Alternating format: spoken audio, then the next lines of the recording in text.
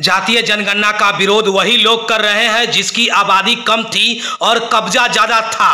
ऐसे में उसकी पोल खुल गई है, इसीलिए बौखलाए हुए हैं। जातीय जनगणना करवाकर नीतीश तेजस्वी ने जनहित में बड़ा कार्य किया है।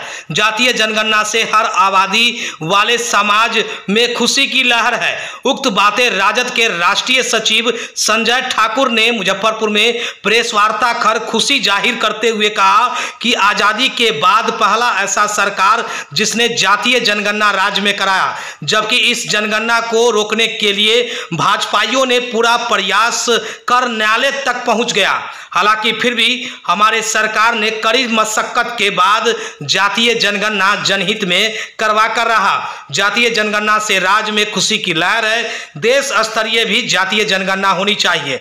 इसके साथ ही उन्होंने कहा कि आज जातीय जनगणना पर वही लोग नाराज है और विरोध जता रहे हैं जिसकी आबादी कम थी और कब्जा ज्यादा था सभी क्षेत्रों में, इसलिए उनकी जो पोल खुल गई है वही लोग विरोध कर रहे हैं। हालांकि सरकार ने जातीय जनगणना करवाकर सभी समाज के दबे हुए लोगों को उत्थान करेंगे। जातीय जनगणना की मांग हमारे नेता तेजस्वी यादव ने विपक्ष में जब थे बिहार में, तभी यह मांग बिहार सरकार से सदन में किया था। इसके साथ ही आपको बता दें कि लालू यादव कमेटी के सचिव यानी कि राष्ट्रीय जनता दल के राष्ट्रीय सचिव संजय ठाकुर ने यह भी कहा जिसकी जितनी भागीदारी है उसकी उतनी हिस्सेदारी होना चाहिए। ऐसा सरकार ने पहले ही कमिटमेंट कर दिया है और जल्द ही जिसकी जितनी भागीदारी है उसकी उतनी हिस्सेदारी होगी।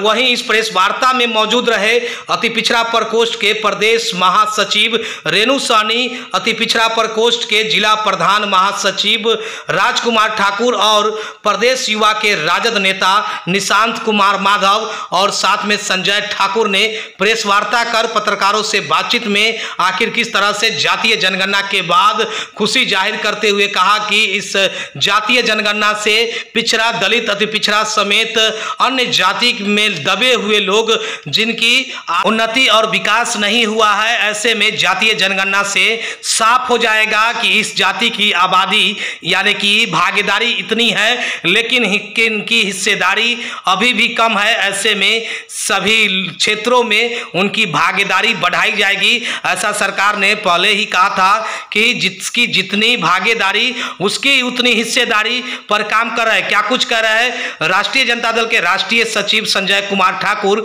मुजफ्फरपुर में प्रेस वार्ता के दौरान, जरा सुनिए आगे इस वीडियो में। मैं संजय कुमार ठाकुर, राष्ट्रीय सचिव राष्ट्रीय जनता दल, हमारे साथ आप लोगों के साथ रूबरू हो रहे हैं। महिला की प्रदेश महासचिव रेणु सहनी जी, जिला के प्रधान महासचिव राजकुमार ठाकुर जी, युवा नेता निशांत माधव जी। आज हम आप लोगों के साथ जो अभी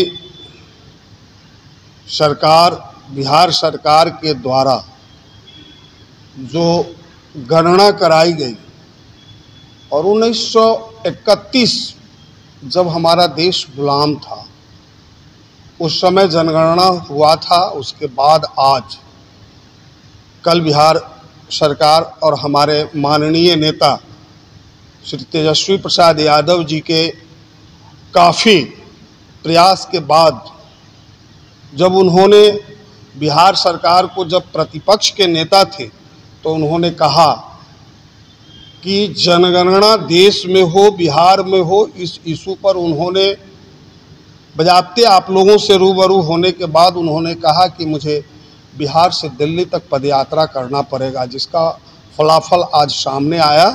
बिहार सरकार जनगणना कराई। काफ़ी मशक्क़त के बाद जो भाजपा के तथाकथित लोग जो कभी जननायक कर्पूरी ठाकुर जी को भी गाली देने का काम किया था, वैसे लोग इस गणना के विरोध में न्यायालय में जा करके पूरी प्रयास किया कि गणना नहीं हो, क्योंकि जो 1931 में सरकार उस समय की जो थी, उन्होंने जब जनगणना कराया था तो जो जनगणना का स्वरूप जो था, जिसमें दलित, पिछड़ा, अति पिछड़ा की काफ़ी आबादी थी जिसको दबाने का काम हुआ, पूर्ण रूपेण उसके स्वरूप को प्रदर्शित नहीं किया गया, जिससे जो हक था आज तक हक हकूक से वंचित अति पिछड़ा समाज रहने का काम हुआ। लेकिन जब आज बिहार सरकार, हमारे माननीय नेता तेजस्वी प्रसाद यादव जी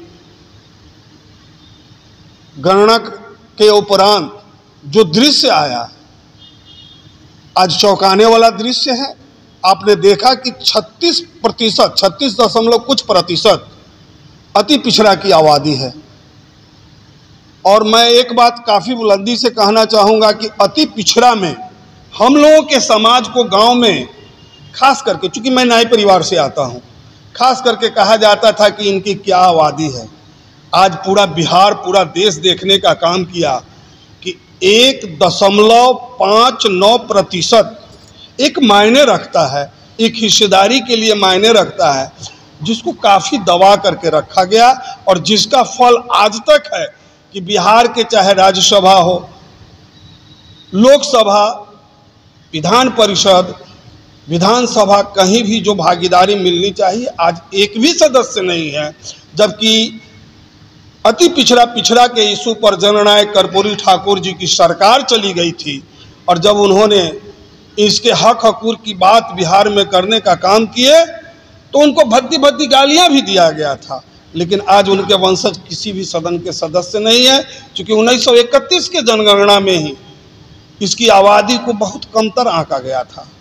आज देश, बिहार देख रही है और जो अति पिछड़ा की आबादी है, अति पिछड़ा जो गरीब गुरबा समाज है, आज जग चुका है। और आज भी मुझे डर है, एक चीज मैं आप लोगों को स्पष्ट बताना चाहता हूं कि जो सामंती सोच जो समाज पर हावी है, जो समाज को अपने मुट्ठी में लेकर के चलना चाहता है, लेकिन अब वो दिन चला गया। अब सभी समाज के लोग जग चुके हैं, पढ़े हैं, लिखे हैं, अधिकार समझते हैं।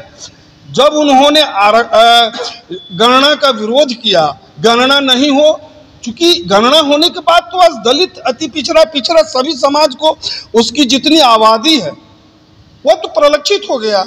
और जब प्रलक्षित हो गया तो निश्चित उसको उस आबादी के अनुसार हक चाहिए।